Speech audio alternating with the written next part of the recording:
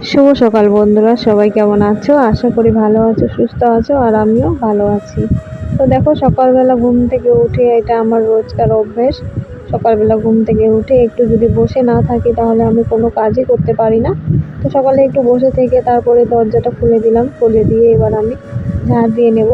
আর সকাল সকালে উঠেছিলাম একটু আজকে।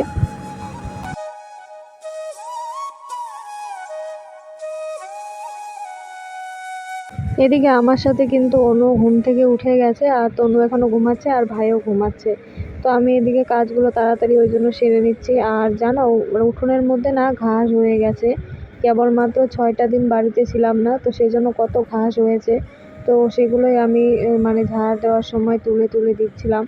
ঘাস হলে না ভালো লাগে না একদমই। আর ঘাস হয়েছে এ কারণেই, যেহেতু আমরা মানে মাটি ঢুকাই মানে উঠোনের মধ্যে। কারণ আমাদের উঠোনটা যেহেতু ঢালু, বৃষ্টি হলে না সমস্ত মাটি একদম গড়িয়ে গড়িয়ে চলে যায়। দেখতেই তো পাও যে কেমন গর্ত গর্ত হয়ে গেছে। তো সেই জন্যই আর কি আমি প্রতি বছরই মাটি দেওয়া হয়, আর সেই জন্যেই আলগা মাটির মধ্যে ঘাস গজিয়ে যায় বৃষ্টি হলেই একটু। তো কি আর করা যাবে বলো। এভাবে ঘাসগুলো তুলে তুলে দিই। ঝাড় দেওয়া হয়ে গেছে, তারপর নোংরাগুলো পরিষ্কার করে দিলাম। আর তারপরে দেখো বাইরেটাও একটু ঝাড় দিয়ে নিচ্ছি, কারণ নোংরা হয়ে গিয়েছিল সেই জন্য।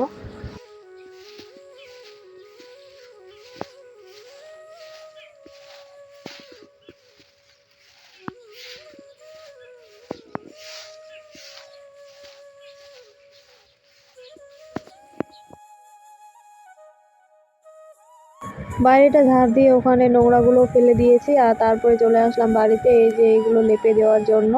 তো এইভাবে লেপে দিব, এখানে দেব, আর হচ্ছে দরজার সামনে দেব। তো এগুলো লেপা হয়ে গেলে আমি বাসন টাসনগুলো ধুয়ে নেব। কারণ তনু আবার ঘুম থেকে উঠে যাবে, তখন আর কাজ করতে দেবে না। তো সেই জন্যই।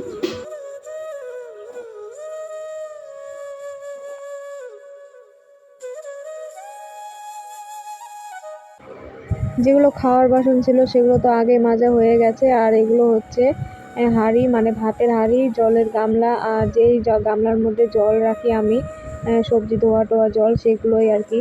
তো দেখো বন্ধুরা, এখানে আমি জল বের করছি। তো এইভাবেই আমাদেরকে জল বের করতে হয় সব সময়। তো কোনোদিনও তো তোমাদের সাথে সেটা শেয়ার করি না, আজকে শেয়ার করে দিলাম। ভাবলাম যে চলো একটু দেখে নাও আমাদেরকে কীভাবে কষ্ট করে জল তুলতে হয়।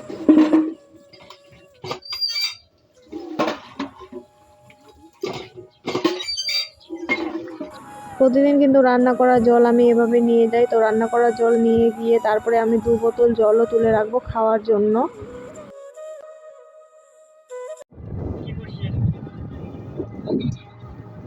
কি ভাবছো বন্ধুরা, আমি কোথায় যাচ্ছি? হঠাৎ করে প্রোগ্রামটা হয়ে গেল শ্বশুর বাড়ি যাওয়ার জন্য। শাশুড়ি মা, শ্বশুরমশাই আর আমার যা ফোন করে বারবার করে বলছে, তো সেখানেই যাচ্ছি। কারণ সেখানে একটু মানে দরকার ছিল, সেই জন্যই যাচ্ছি। তো দেখো গ্রামের সুন্দর দৃশ্যটা।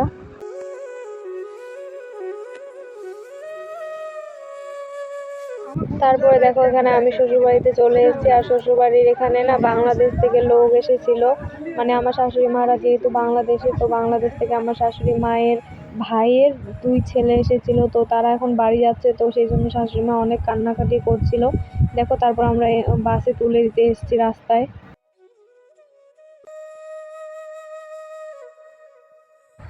তারপরে আমরা একটু মা মেয়ে মিলে এখানে টাইম পাস করছি। দেখো কত সুন্দর তনু হাসি হাসি মজা করছে, মানে ওর সাথে একটু হাসাহাসি করছিলাম।